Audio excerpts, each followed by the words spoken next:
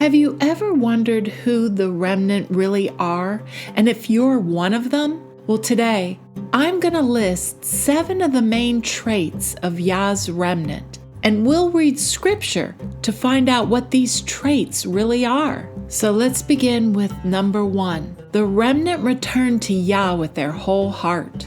Jeremiah 24, verse 7. And I will give them a heart to know me, that I am Yahuwah, and they shall be my people, and I will be their Elohim. For they shall return unto me with their whole heart. The remnant is the group Yah brings back to himself, fully, completely, with no mixture, no idolatry, no compromising with the nations. 2. The remnant are lowly, broken, and contrite. Isaiah 66, verse 2.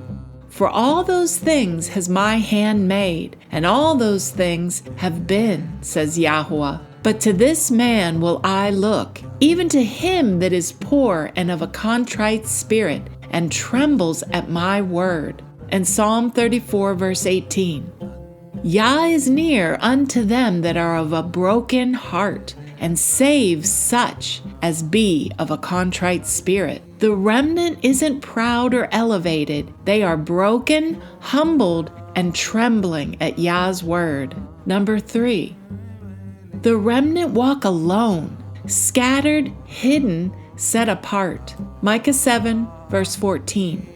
Feed your people with your rod, the flock of your heritage, which dwell solitarily in the forest, in the midst of Carmel. Let them feed in Bashan and Gilead, as in the days of old. Lamentations 3, verse 28. He sits alone and keeps silence, because he has bore it upon him. The remnant walks a lonely path. They're living alone, not because they choose it, but because Yah places it on them.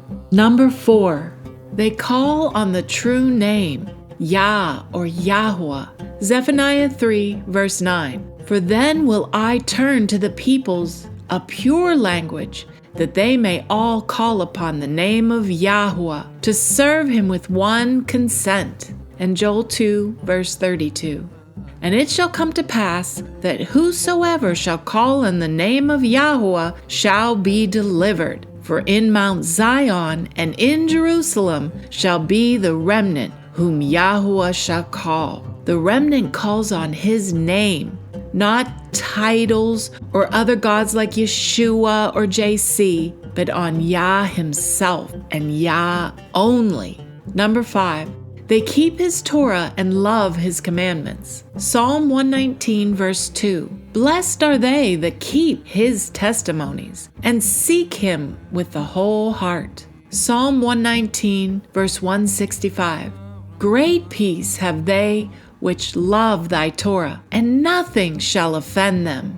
Obedience marks the remnant, not religion or tradition, obedience. As I was putting together this video, Yah brought my attention to the word offend. So I looked it up, and it does not mean offend. The word is mekshal, and it means to stumble, to trip or be tripped up, especially in regards to an idol. So it really says the remnant will have great peace who love thy Torah, and nothing will make them trip or stumble like an idol like JC. Number 6, the remnant refuse the ways, customs, and feasts of the nations. Jeremiah 10, verse 2. Thus says Yahuwah, learn not the way of the nations, and be not dismayed at the signs of the heaven, for the nations are dismayed at them. Leviticus 20, verse 23. And you shall not walk in the manner of the nation,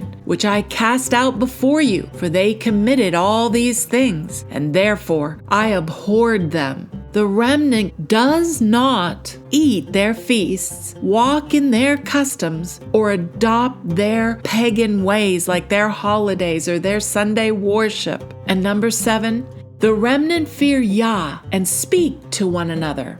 Malachi 3, verse 16.